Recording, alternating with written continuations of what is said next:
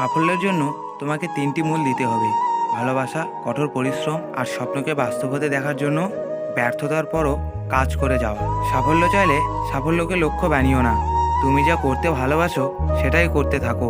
সাফল্য নিজেই ধরা দেবে। যার মাঝে সীমাহীন উৎসাহ, বুদ্ধি ও একটানা কাজ করা গুণ থাকে, তবে তার সফল হওয়ার সম্ভাবনা সবচেয়ে বেশি।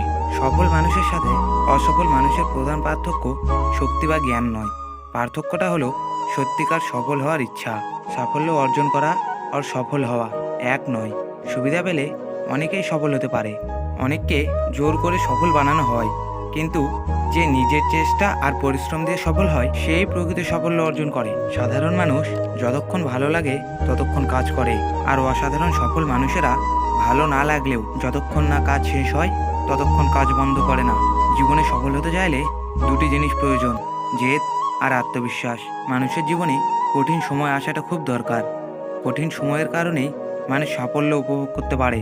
সাফল্য খুব সহজ ব্যাপার, সঠিক কাজটি সঠিকভাবে ও সঠিক সময়ে করে ফেলা। সাফল্য চূড়ান্ত নয়, ব্যর্থতা মারাত্মক নয়, এটি চালিয়ে যাওয়ার সাহসই গুরুত্বপূর্ণ।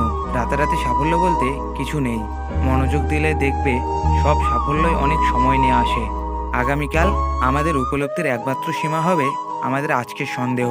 ব্যবসার জগতে তারাই সবচেয়ে বেশি সফল যারা তাদের সবচেয়ে ভালো লাগার কাজটি করছে। আপনি এবং আপনার লক্ষ্যের মধ্যে দাঁড়িয়ে থাকা একমাত্র জিনিস হলো সেই গল্পটি যা আপনি নিজেকে বলতে থাকেন, কেন আমি এটি অর্জন করতে পারবো না। সফলতা হলো নিজেকে পছন্দ করা, আপনি যা করেন তা পছন্দ করা, এবং আপনি কিভাবে এটি করেন তা পছন্দ করা। অন্যের সাফল্যের বদলে অন্যের ভুল থেকে শেখার চেষ্টা করো। বেশিরভাগ মানুষ মোটামুটি একই রকম কারণে ব্যর্থ হয়। অন্যদিকে সফল হওয়ার অনেক কারণ থাকতে পারে। যদি তোমার সমালোচনা করার মতো কেউ না থাকে, তবে তোমার সফল হওয়ার সম্ভাবনা নেই বললেই চলে। সাফল্য মানে 9 বার পড়ে গিয়ে 10 বারের বার উঠে দাঁড়ানো।